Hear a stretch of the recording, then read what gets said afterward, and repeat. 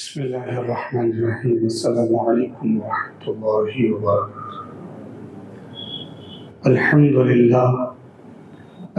لله رب العالمين والعاقبة للمتقين والصلاة والسلام على أشرف الأنبياء والمرسلين وعلى آله وأصحابه أجمعين. أما بعد، قال الله تبارك وتعالى في القرآن المجيد والفرقان الحميد: أعوذ بالله من الشيطان الرجيم، بسم الله الرحمن الرحيم.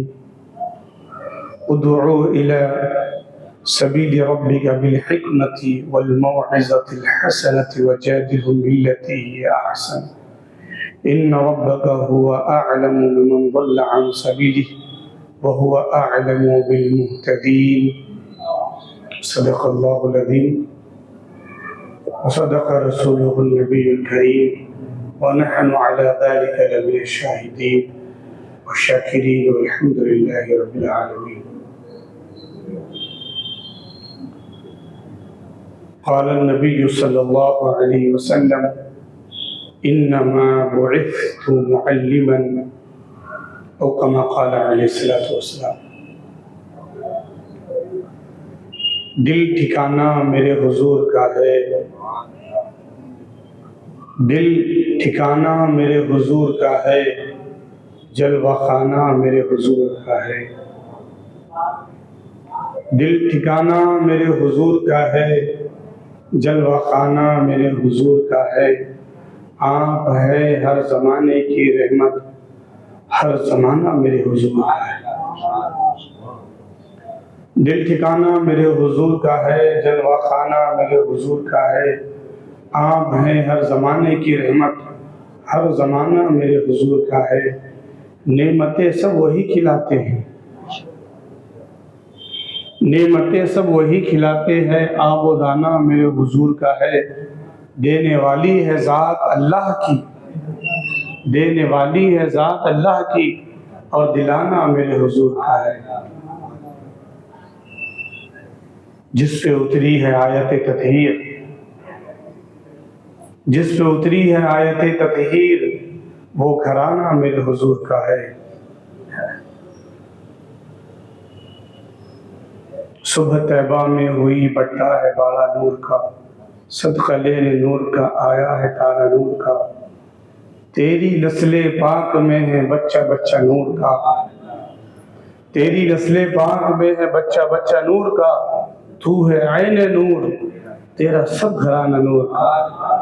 جس پہ اتری ہے آیت تطہیر، وہ گھرانہ میرے حضور کا ہے.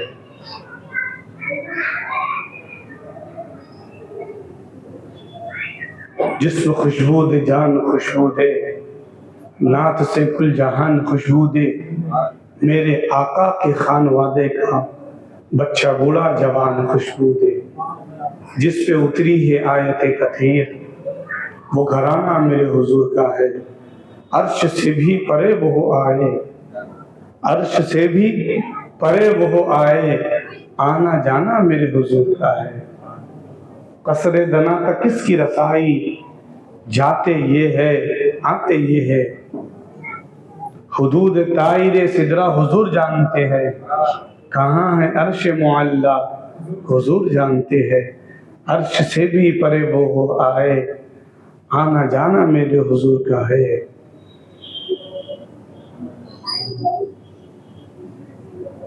پہنچ کے سدرہ پہ جبریل امی یہ کہنے لگے، یہاں سے آگے کا رستہ حضور جانتے ہیں. عرش سے بھی پرے وہ آئے، آنا جانا میرے حضور کا ہے. مظہر حق رہبر جن و بشر یا غوث پاک، مظہر حق رہبر جن و بشر یا غوث پاک. میں فدا ماں باپ قربان، گھر کے گھر یا غوث پاک.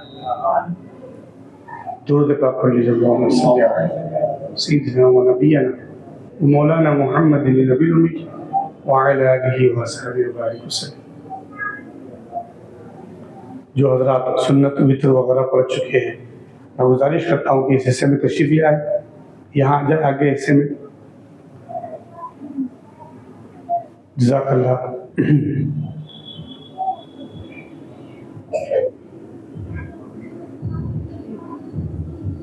آج کا عنوان روزانہ کے عنوان غوث پاک سے متعلق ہی ہے. آج کا عنوان کیا ہے، کوئی بتا سکتا ہے؟ کوئی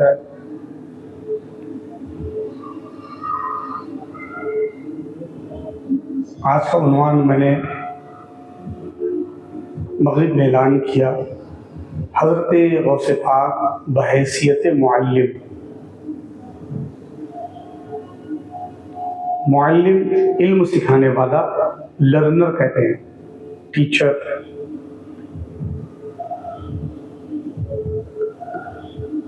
اس عنوان کو منتخب اور اس عنوان کو مجلس میں رکھنے کا مقصد صرف اور صرف یہ ہے کہ ہم بزرگان دین کو یہ نہ سمجھے کہ وہ صرف مراقبے میں بیٹھ کر اللہ اللہ کرتے تھے. کچھ لوگ یہ بھی سمجھتے ہیں جو غیر ہمارے ہم مسلک ہے، اور ہمارے ہم مشرب یہ سمجھتے ہیں کہ غوث پاک کرامت دکھایا، غوث پاک کی یہ کرامت، غوث پاک کی وہ کرامت، ڈوبی کشتی نکالی آپ نے، چور کو ولی بنایا. غرض کے بہت ساری کرامات ہم ذکر کرتے ہیں، لیکن آپ استاذ بھی ہیں، آپ معلم بھی ہیں، آپ مدرس بھی ہیں، آپ مسند افتاء پر فتویٰ دینے والے مفتی بھی ہیں. حضرت سیدنا غوث الاعظم دستگیر رضی اللہ تعالیٰ عنہ کی بابرکت ذات، آپ سے عقیدت کس کو نہیں ہے؟ سب آپ سے محبت رکھتے ہیں، آپ سے عقیدت رکھتے ہیں، لیکن آپ مسند ارشاد پر بھی رہے، یعنی کہ درس پر بھی بیٹھے رہے. اور قرآن پاک کی جو میں نے آیت پڑھی ہے، سورہ نحل ہے، 14واں پارہ، اس کی یعنی کہ 16واں نمبر سورت ہے قرآن کی، اور آیت نمبر ہے 125، جس میں اللہ فرماتا ہے: اے حبیب، آپ اپنے رب کی راہ کی طرف حکمت اور عمدہ نصیحت کے ساتھ بلائیے، اور ان سے بحث بھی ایسے انداز سے کیجیے جو نہایت حسین ہو.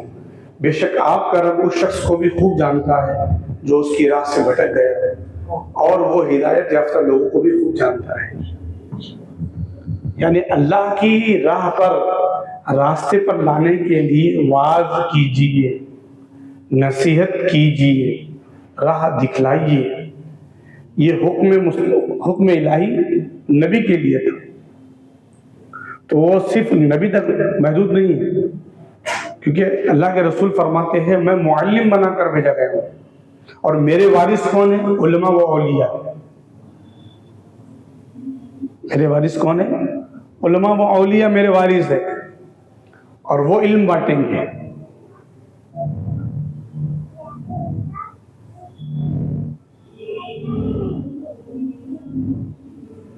یہ نقطہ سمجھنے کی بات ہے. اب جب یہ بات آ گئی تو ایک نقطے پر ہم گفتگو کر لیتے ہیں.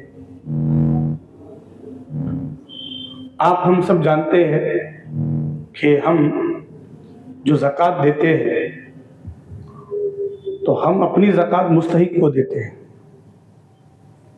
جو غریب ہے. زکوٰۃ دینے والا کس کو زکوٰۃ دے رہا ہے؟ غریب ہے، مستحق ہے، نادار ہے، قرض دار ہے. مالدار تھا، سفر کے اندر پیسے کی ضرورت پڑ گئی اس کو. پھر غریب کس کو نہیں دے سکتا؟ وہ کسی کو نہیں دے سکتا، وہ غریب ہے خود. زکوٰۃ دینے والا کس کو زکوٰۃ دے گا؟ مستحق کو. سید کو دے سکتا کیا؟ نہیں دے سکتا. کیوں؟ رسول اللہ نے فرمایا کہ سیدوں کو زکوٰۃ نہیں دینا ہے۔ سید زکوٰۃ دے سکتا کیا؟ ہاں سید تو زکوٰۃ دے گا۔ یہاں بڑا ایک لطیف نقطہ ہے جو آپ سمجھیں گے۔ سید زکوٰۃ دے سکتا ہے لیکن سید کو زکوٰۃ نہیں دے سکتے۔ سید زکوٰۃ دے سکتا ہے لیکن سید کو زکوٰۃ نہیں دے سکتے۔ اب پوچھتے یا رسول اللہ آپ زکوٰۃ دیتے ہیں کیا؟ یا رسول اللہ زکوٰۃ دیتے ہیں؟ تو نہیں دے سکتے۔ رسول اللہ کو نہ زکوٰۃ لینا ہے نہ زکوٰۃ دینا ہے۔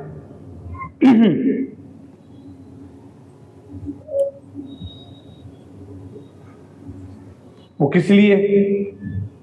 ایک عام سا قاعدہ ہے، ایک شخص زکوٰۃ دینے والا ہے، وہ زکوٰۃ اس کے اوپر واجب ہو گئی، اس کی زکوٰۃ 10,000 نکل رہی، 20,000 نکل رہی، 30,000 نکل رہی ہے، وہ زکوٰۃ کسی کو دے رہا ہے، کسی غریب کو۔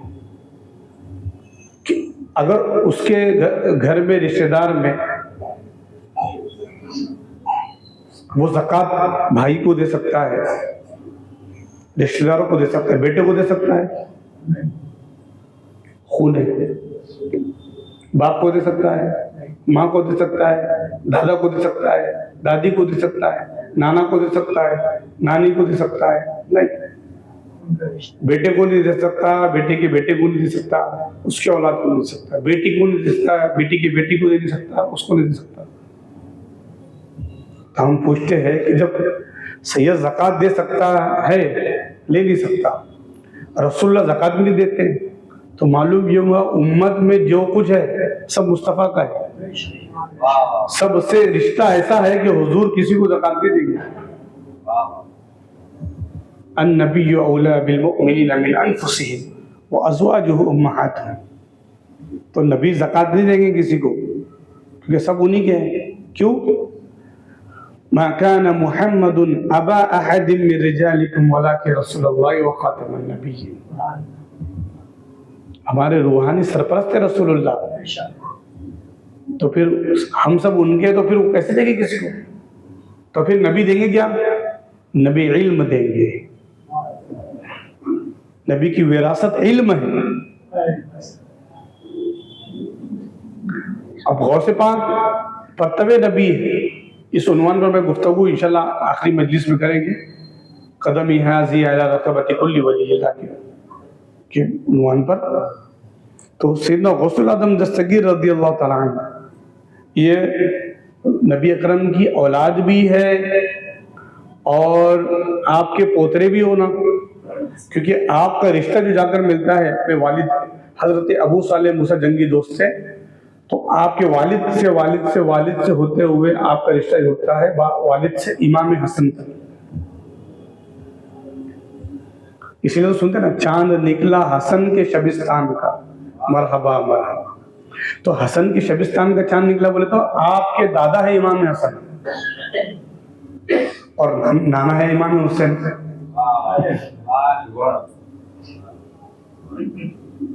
حضور غوث پاک کے دادا امام حسن اور نانا امام حسین، ایسے الٹا کر دیجئے، غریب نواز کے دادا ہے امام حسین اور غریب نواز کے نانا ہے امام حسن۔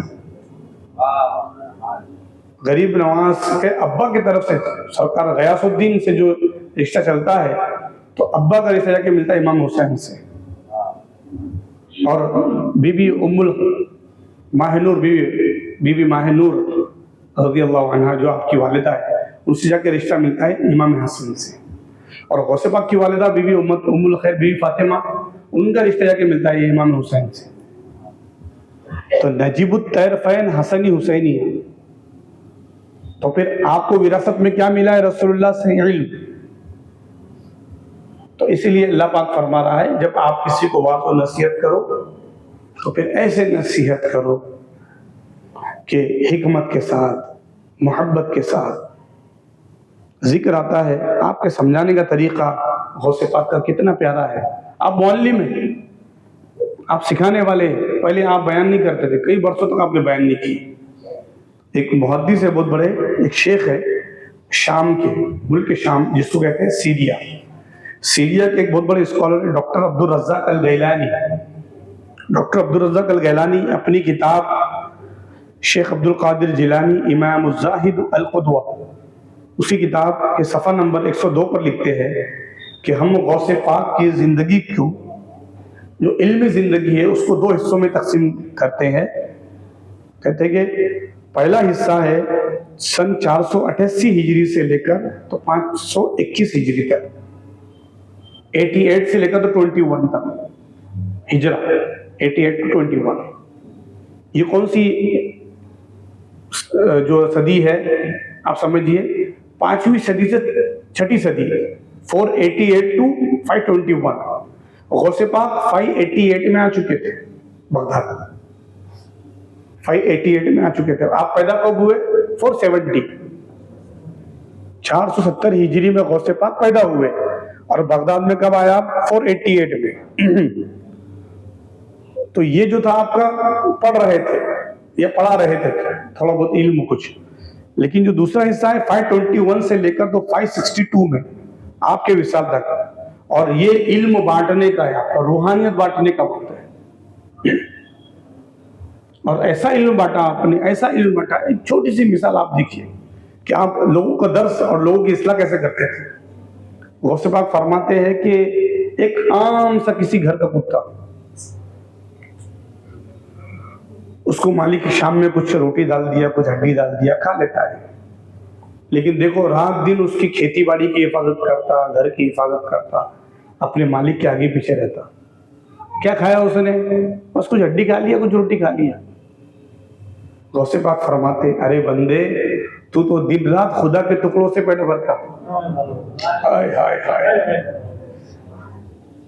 تو دن رات خدا کے ٹکڑوں سے پیٹ بھرتا ہے، تو اپنے مالک کی بندگی کب کرے گا؟ اپنے مالک کی بندگی میں کب کیسے بجا لائے گا؟ ہم کو کتنا مشکل لگتا ہے نا. فجر میں 10-15 منٹ ہے، ظہر میں 15-20 منٹ، سب سے زیادہ جو وقت لگتا ہے وہ عشاء کی نماز میں. ہر سانس اللہ کی دی ہوئی ہے، ہر سانس. ہم چھینک لیتے تو کہتے ہیں الحمدللہ، لاک ہو کر پھر اللہ نے ہارٹ کو کھول دیا. ہر آدمی یہ بھی سوچتا ہے کہ مرنے کے بعد میں دیکھ سکتا کہ لوگوں کو مرنے کے بعد کیسا ہوں گا، کیسا فیلنگ ہوں گی قبر کے اندر. میرے اوپر اگر موت آ گئی تو، میری روح قبض ہو گئی تو میں کیسے دیکھ پاؤں گا لوگوں کو؟ بس ویسے ہی جیسے سوتے ہیں روزانہ بندہ سوتا ہے، نیند کی آغوش میں جاتا، گویا کہ موت کی بہن کی آغوش میں گیا. روز سو رہا اٹھ رہا ہے، روز سو رہا اٹھ رہا ہے. تو غوث پاک رضی اللہ تعالیٰ عنہ بندے کو اس کی حقیقت سے آشنا کرتے اور فرماتے ہیں کہ اے بندے، تو اپنی حقیقت جان. اور بندے تو اپنی پہچان، اپنے آپ کو پہچان، اپنے خدا کو پہچان. خود کو پہچانے گا تو رب کو پہچانے گا. خود کے اندر غور کریں گا تو رب کی معرفت تجھے ہوگی. تو آپ کی الگ الگ مجلس ہوتی تھی. ذکر آتا ہے کہ حضور غوث پاک ہفتے میں صرف 3 دن واز کیا کرتے تھے. الگ الگ کتب میں آتا ہے کہ آپ 3 دن واز کیا کرتے تھے. اور آپ کی جو کتاب ہے گنید الطالبین لطریق الحق یہاں پہ موجود ہے، اس کا اردو میں ٹرانسلیشن ہے. اس میں حضور غوث پاک کی 14 مجلس ہے. اور ایک کتاب ہے الفتح الربانی الفیوز یزدانی، جس کی میں نے ابھی حکایت پیش کی آپ کو کہ غوث پاک کہتے ہیں کہ جب کتا تھوڑا سا کھا کر مالک کی خدمت کرتا ہے تو وہ کتاب ہے فیوز یزدانی الفتح الربانی. اس کے اندر غوث پاک کی 62 مجلسوں کا ذکر ہے، 62 مجلس. اور حضور غوث پاک ایسے معلم اور ایسی تربیت فرمایا کرتے تھے غوث پاک رضی اللہ تعالیٰ عنہ. آپ نے اس سے پہلے لیکچر سنا ہے مولانا سید متغیر حسین صاحب کا. اس میں کی بہت ساری باتیں ہو سکتا ہے ٹکرا بھی سکتی ہے کیونکہ میں ان کے گفتگو میں تھا نہیں. لیکن بتانا یہ ہے کہ غوث پاک رضی اللہ تعالیٰ عنہ کئی سال عبادت کیے، منازل طے کی، برج اجمی میں کئی سال عبادت کیے. آپ بولتے نہ تھے.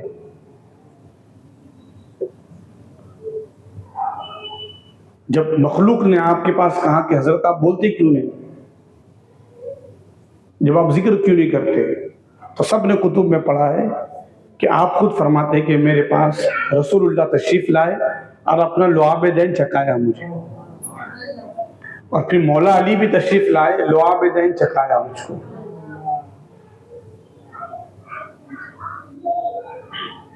اب مجھے بتائیے،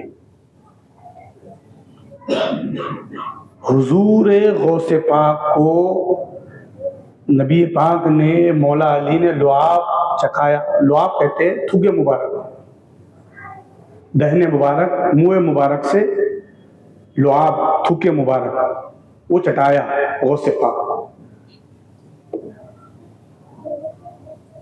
اب بتائیے آپ کیا تاثیر ہوں گے آپ کے علم کی اور آپ کے درس کی۔ ہم نے تو اپنے بزرگوں سے پڑھا ہے، نبی اکرم صلی اللہ علیہ وسلم کو حضرت علی وصال کے بعد غسل دے رہے ہیں، ایک بوند جو ہے حضور کے پلک مبارک پر رہا، حضرت علی نے اپنے لبوں سے چوس لیا، حضور کے پلک مبارک پر ایک بوند رہا، حضرت علی نے اپنے لبوں سے اس کو چوس لیا اور فرمایا میں اپنے اندر علم کے سمندر دیکھ رہا ہوں۔ اور پھر تو علی کی بات ہی کیا ہے، مولا علی کو حضور نے چادر میں بھی لے لیا تھا، وہ چادر والی جو حدیث ہے۔ اب بتائیے مجھے، حضرت علی کے بارے میں آتا ہے، حضور فرماتے انا مدینۃ العلم، میں علم کا شہر ہوں، علی اس کا دروازہ ہے۔ اب حضور علم کے شہر ہے اور اس علم کے شہر کے دروازے علی ہے، اور ان دونوں نے غوث پاک کو لعاب چٹایا۔ اب غوث پاک کے علم کا عالم کیا ہوگا؟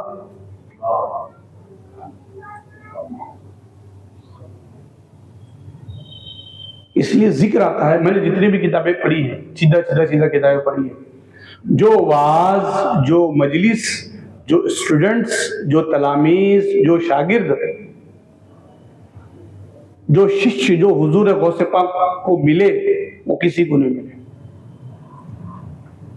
کسی کو نہیں ملے۔ اور جو فیض آپ نے بانٹا ہے شاید ہی وہ کسی مجلس میں ملتا ہو، کیونکہ آپ کے فرزند خود فرماتے ہیں، آپ کے جو فرزند اکبر ہے، بہت بڑے خلیفہ آپ کے، جیسے خواجہ غریب نواز کے بڑے خلیفہ کون ہے؟ خلیفہ اکبر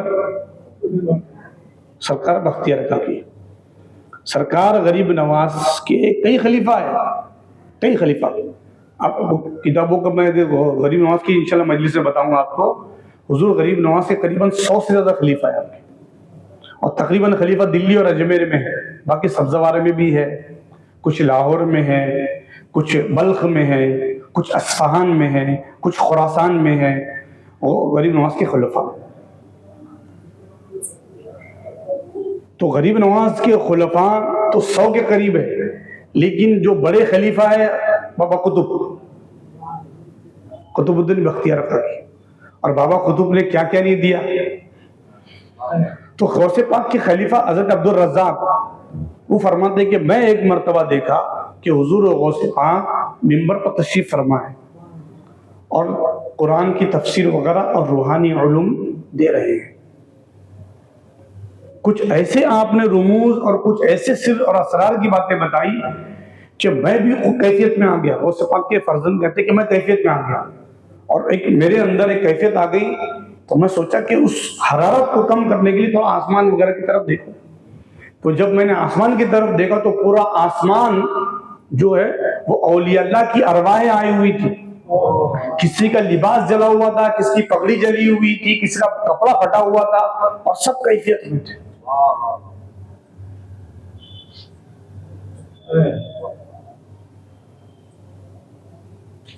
اس لیے ایک بڑی کتاب ہے، اللہ پاک اگر ہو سکے تو اس کو ہندی میں کوئی ترجمہ کر دیا ہو، حضور غوث پاک کے حالات کے حساب سے بڑی کتاب لکھی گئی ہے، مظہر جمال مصطفی، مصطفیٰ کے جمال کا مظہر شیخ عبد القادر جیلانی۔ اس کتاب میں لکھا کہ جب حضور غوث پاک کہتے آپ کے سامنے جب مجلس ہوتی آپ کہتے ہیں الحمدللہ.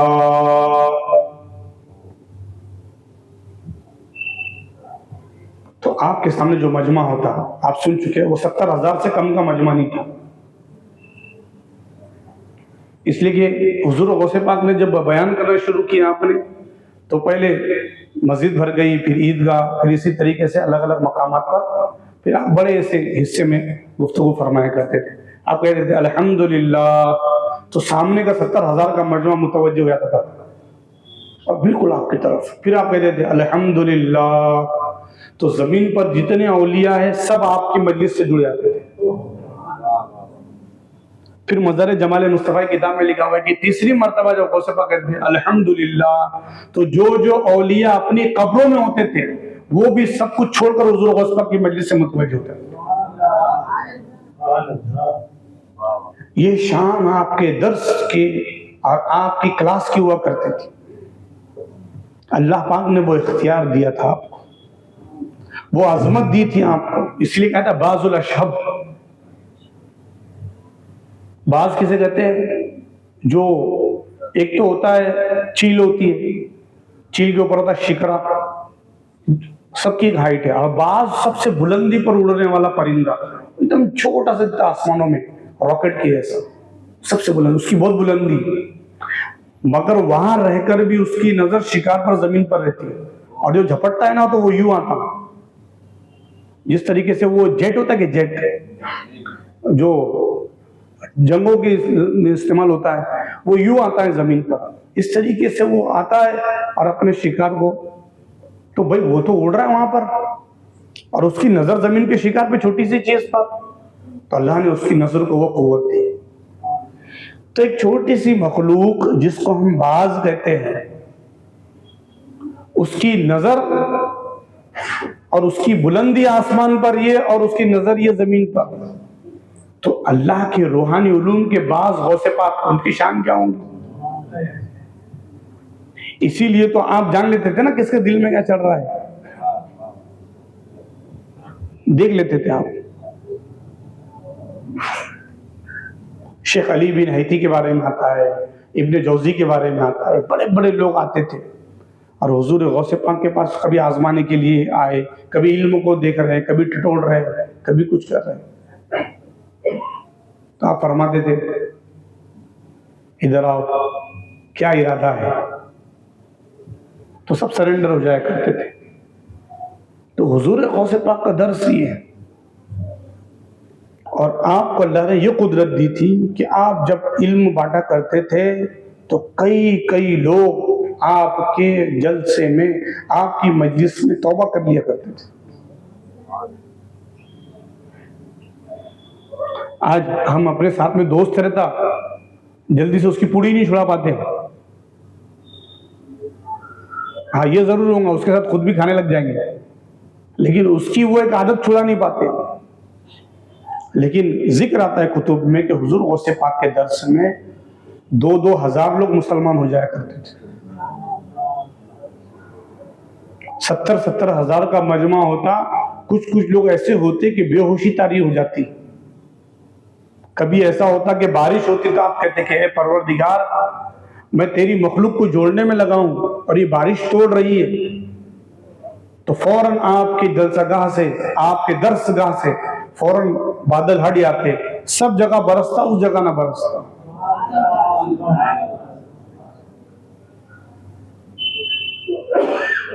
ایک مرتبہ ایک چیل آواز کر رہی تھی آپ کے جلسے میں، آپ کے درس گاہ میں، آپ نے دیکھا تو چیل نیچے گر گئی. کسی نے کہا، فوراً کسی کے ذہن میں خیال آیا دیکھو حضرت نے پرندوں کو مار دیا نگاہ سے. آپ نے فرمایا میں نے اسے خاموش کر دیا تھا، اے چیل اڑ جا، اڑتی چلے گئی. بتانا مقصود یہ حضرت نے کل بھی گفتگو کی. حضور غوث پاک رضی اللہ تعالیٰ عنہ نہایت مشفق، رحم دل. آپ ہم نے بچپن سے واقعہ سنا ہے آپ کا. آپ کے نانا جان کے پاس ایک شخص دعا کے لیے آئے، ایک خاتون آئی، کہا کہ میرے حق میں دعا کرے دیجیے. ذکر آتا ہے آپ کے نانا جان نے دیکھا کہ اس کے نصیب میں کوئی اولاد نہیں ہے، چلے جائیے۔ جاتے جاتے پھر وہ غوث پاک سے ملی، زیادہ عمر نہیں تھی آپ کی، تو کہا کس لیے آئے تھے؟ تو کہا اولاد کے لیے آئی تھی۔ تو آپ نے دعا کر دی کہ اللہ اولاد سے نوازے، کہا تجھے اولاد ہوگی۔ اب غوث پاک کو اللہ پاک نے وہ طاقت دی ہے کہ آپ نگاہ ولی میں وہ تاثیر دیکھی، بدلتی ہزاروں کی تقدیر دیکھی۔ لوح محفوظ پہ آپ نے دیکھا،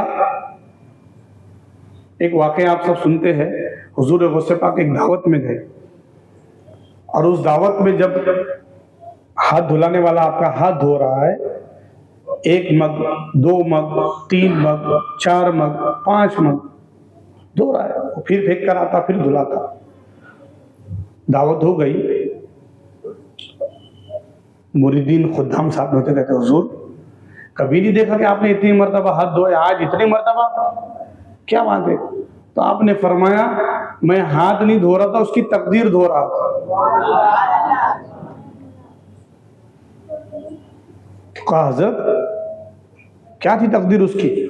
میں نے دیکھا تھا اس کی موت کفر پر، جو عبد القادر جیلانی کے ہاتھ دھلایا اور وہ کفر پر مرے، وہ کفر پر مرے، لوح محفوظ پر اس کے تعلق سے کفر لکھا ہوا تھا۔ میں نے اپنے رب سے دعا کروا کے اس کی تقدیر بدلوا دی۔ اب یہ تو غوث پاک ہے، پیران پیر سرکار ہے۔ اب کوئی لوگ بولیں گے ارے کیا باتیں کر رہے ہیں مولانا۔ اورنگ آباد ضلع کی مسجد کی رمضان کی تراویح چل رہی ہے،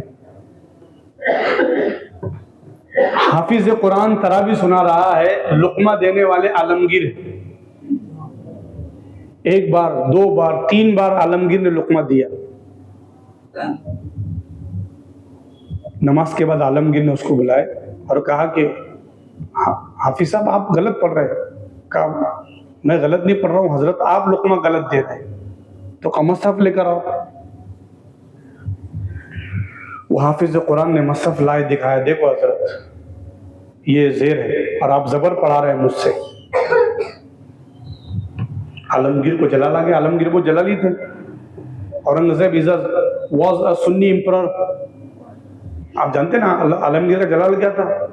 اجمیر جب حاضر ہوئے تو کچھ اندھوں کو دیکھا مانگ رہے، فرمایا آنکھ نہیں ملی نا گردن مار دوں گا تمہاری، میں ابھی مزار سے زیارت کر کے آ رہا ہوں۔ خواجہ سے ایسے رو رو کے مانگا، واپس جب آئے تو عالمگیر نے آنکھوں کو دیکھا، بولے اب تک ڈھونگ کر رہے تھے، عقیدت میں اب سچے اب مانگا تم نے۔ تو عالمگیر کو جلال آ گیا اور کہنے لگے میں انسان کے ہاتھ کے لکھے ہوئے مصحف پہ یقین کروں یا جو خدا نے لکھا ہے لوح محفوظ پہ اس پہ یقین کروں؟ لوح محفوظ پہ میں زبر دیکھ رہا ہوں اور تم زیر پڑھ رہے ہو، اور مصحف کو بلاؤ۔ تو فوراً جلدی جلدی اور مسجدوں سے، اورنگ آباد کی اور مسجدوں سے جب مصحف منگایا گیا، سب میں زبر تھا، کاتب نے لکھنے میں غلطی کی تھی، زیر لکھ دیا تھا۔ تو جب عالمگیر لوح محفوظ کو دے سکتے ہیں تو پیرانے پیر نہیں دے سکتے؟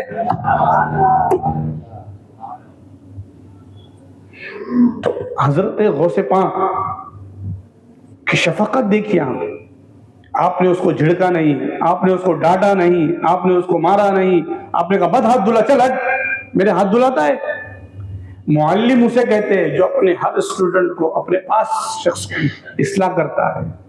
آج کا عنوان ہمارا یہی نا، غوث پاک بحیثیت معلم۔ ایک ایسے ایک شخص تھا، آپ نے سنا ہے بار بار، غوث پاک کو پکڑ لیا اور سوچا کہ اب میرا کام ہو گیا، خوب پیسے ملیں گے۔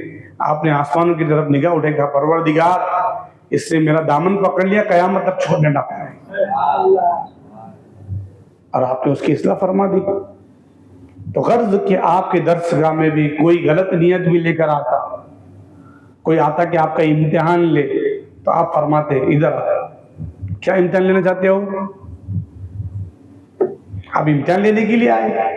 آپ میرا علم جانچنے کے لیے آئے؟ عربک میں گرامر کا سوچ رہے ہیں نا آپ۔ ابن جوزی آئے تھے، ابو الفرج عبد الرحمن جوزی، حضور غوث پاک کا انہوں نے سنے تھے اور آ کے بس سوچے انہوں نے کہ دیکھیں گے غوث پاک کا علم کیا ہے.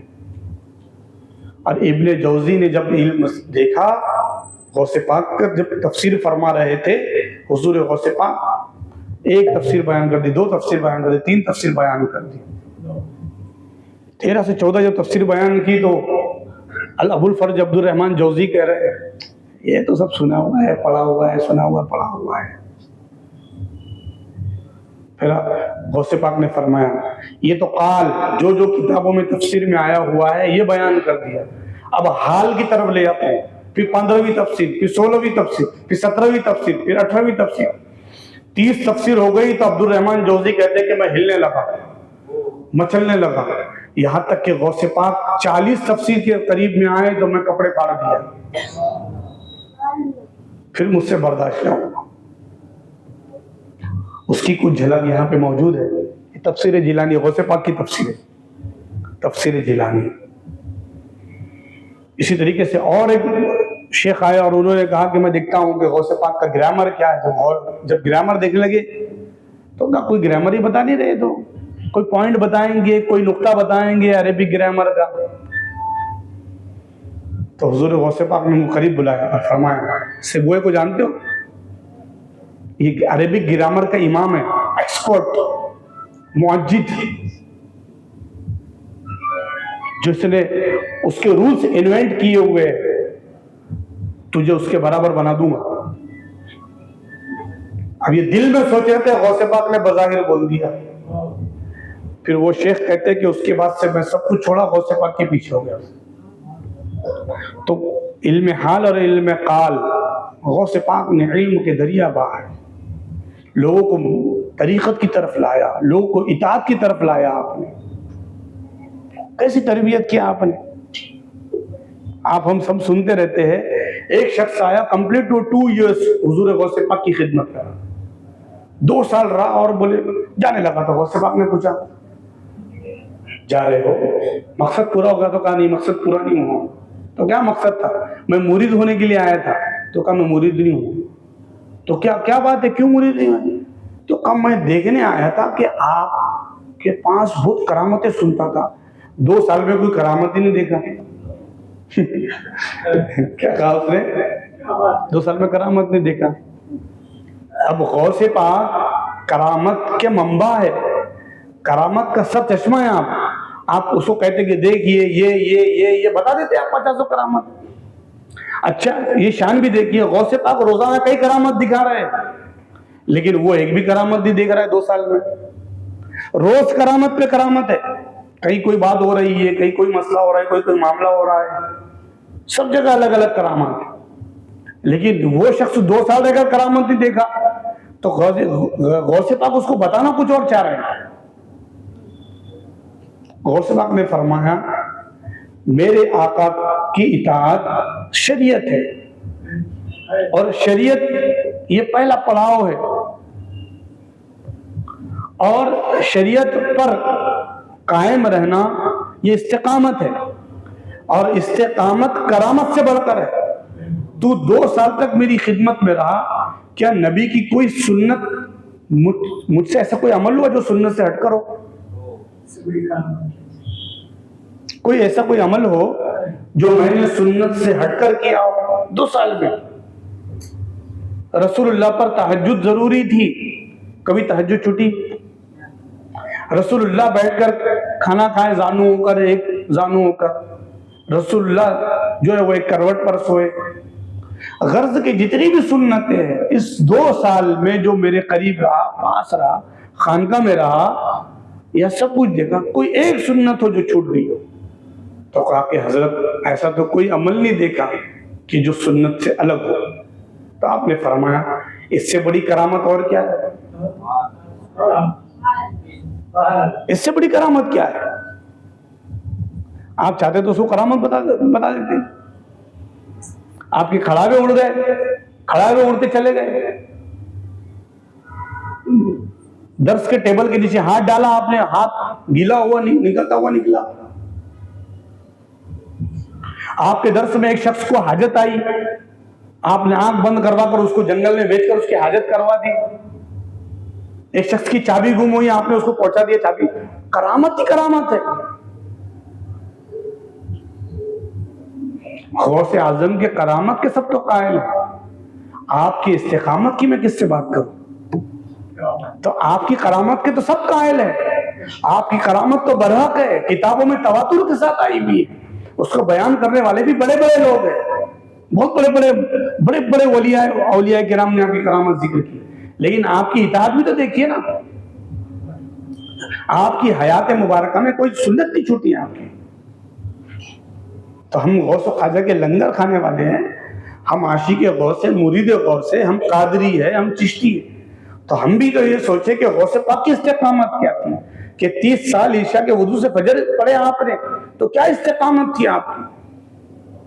کئی قرآن مجید آپ نے اپنی زندگی میں پڑھ لی، تو پھر ہمیں بھی چاہیے کہ ہم بھی اس استقامت پر عمل کرنے کی طرف تو چلے، ہم اس کی طرف بڑھے تو صحیح ہم۔ تو غوث پاک نے ایسا علم بانٹا، لوگوں کے درمیان ایسے نظر سے بھی پلایا، کتابوں سے بھی پلایا، قلم سے پلایا، روحانی مدارس طے کروائے، بانٹا ہے خوب آپ نے، لاکھوں شاگرد ہوئے آپ کے، لاکھوں شاگرد۔ ذکر آتا ہے آپ کی ایک ایک مجلس میں 400 لوگ ایسے ہوتے ہیں، 400 لوگ بڑے بڑے وقت کے فقیہ مجتہد ہوتے ہیں جو آپ کے ارشادات کو نوٹ کرتے ہیں۔ وہ 400 تھے، پھر وہ 400 سے 4000 ہوئے، 4 لاکھ ہوئے۔ تو یہ علم بانٹا ہے، اسی لیے آج ہم دیکھتے ہیں کہ ہندوستان کی زمین پر آپ کے نام لیوا حضرت عبداللطیف لاہوبالی رحمۃ اللہ علیہ، حضرت عبدالتواب شاہ قادری رحمۃ اللہ علیہ، یہ غوث پاک کے جو ہے وہ مریدین میں ہیں۔ مہاراجہ شریف کے بزرگان دین سب غوث پاک کے حال سے، اور جو سلسلہ قادریہ ہم دیکھ رہے ہیں، سلسلہ قادریہ اس کا فیضان باسا شریف ہے، کالپی شریف ہے، دیوا شریف ہے، اس کے بعد یہاں پر ہے کیا بولتے اپنے یہ بدایو شریف ہے، ہلکٹہ شریف میں، کئی مقامات پر جو بزرگان دین قادریہ سلسلے کے، قادری سلسلے کے بزرگ نظر نہیں آتے، سب قادری ہے۔ حافظ عبدالتواب شاہ قادری، حافظ قرآن، کھڈا بازار میں جو ولی آرام کر رہے ہیں، ان کے وہ حضرت عبدالتواب شاہ قادری، حضرت یاسین مستان رحمۃ اللہ علیہ وہ بھی قادری سلسلے کے بزرگ ہیں۔ اسی طریقے سے ایروڑا میں جو آرام کر رہے ہیں وہ بھی قادری سلسلے کے بزرگ ہیں۔ حضرت یوسف شاہ بابا رحمۃ اللہ علیہ، حافظ یوسف شاہ بابا رحمۃ اللہ علیہ، یہ قادری ہے۔ پھر چشتی کون ہے؟ خواجہ شیخ صلاح الدین، خواجہ حسام الدین اشرفی ہے، مخدوم پاک کی خلیفہ۔ مخدوم پاک کا کون سا سلسلہ ہے؟ خواجہ نصیر الدین چراغ دلی۔ نصیر الدین چراغ دلی کس کے مرید ہیں؟ نظام الدین اولیاء سرکار کے۔ خواجہ نظام بابا فرید کے، بابا فرید بابا قطب کے، وہ خواجہ معین الدین چشتی کے۔ اسی طریقے سے کچھ اولیاء کرام یہاں پہ سہروردی سلسلے کی بھی ہے، وہ کھڑکی میں آرام کر رہے ہیں، اور کچھ بزرگان دین نقشبندی سلسلے کی بھی یہاں پہ۔ تو یہ تمام سلاسل کا فیض اور رحمت ہمارے شہر میں عام ہے۔ ان بزرگوں سے ہم وابستگی اختیار کریں، انہوں نے علم بانٹا، یہ بزرگان دین معلم رہے، اصل ٹیچنگ کرنے والے، لرنر، سکھانے والے یہ بزرگان دین ہیں، جنہوں نے دن رات سکھایا، اپنے پاس رکھا، اور ایسے کو سکھایا جن کو کوئی نہیں سدھار سکتا تھا۔ لوگ بولتے تھے یہ شرابی ہے، یہ کبابی ہے، یہ ایک نمبر کی جواری ہے، لوگ بولتے تھے دور کرو ان کو۔ بزرگان دین نے فرمایا جن کو سب دور کرے ان کو ہم اپنے پاس بٹھائیں گے اور ان کو ہم سکھائیں گے، جواری سے جوا ہم چھڑائیں گے، شرابی سے شراب ہم چھڑائیں گے، اور ہر چیز کا علاج کریں گے۔ اس لیے کہ بزرگان دین کا یہ مشن تھا، مریض کو ختم نہیں کرنا، مرض کو ختم کرنا۔ آج ہم ٹارگٹ کس کو کرتے؟ مریض کو ٹارگٹ کرتے، اور مریض کو اتنا بولتے کہ بیچارے کو اسی کو دور کر دیتے۔ بزرگان دین مریض کو دور نہیں کرتے تھے، اس کے مرض کو دور کرتے تھے۔ جس طریقے سے ہم کپڑے پہ سے داغ کو دور کرتے ہیں، بزرگان دین اسی داغ کو دل سے دور کیا کرتے تھے۔ اللہ پاک ہمیں اس پر عمل کرنے کی توفیق عطا فرمائے اور بزرگان دین کے مشن پر چلنے والا بنائے۔ وصلی اللہ تعالی علی خیر خلقہ سیدنا و نبینا و مولانا محمد وعلی آلہ وصحبہ اجمعین والحمد للہ رب العالمین۔ السلام علیکم و رحمۃ اللہ۔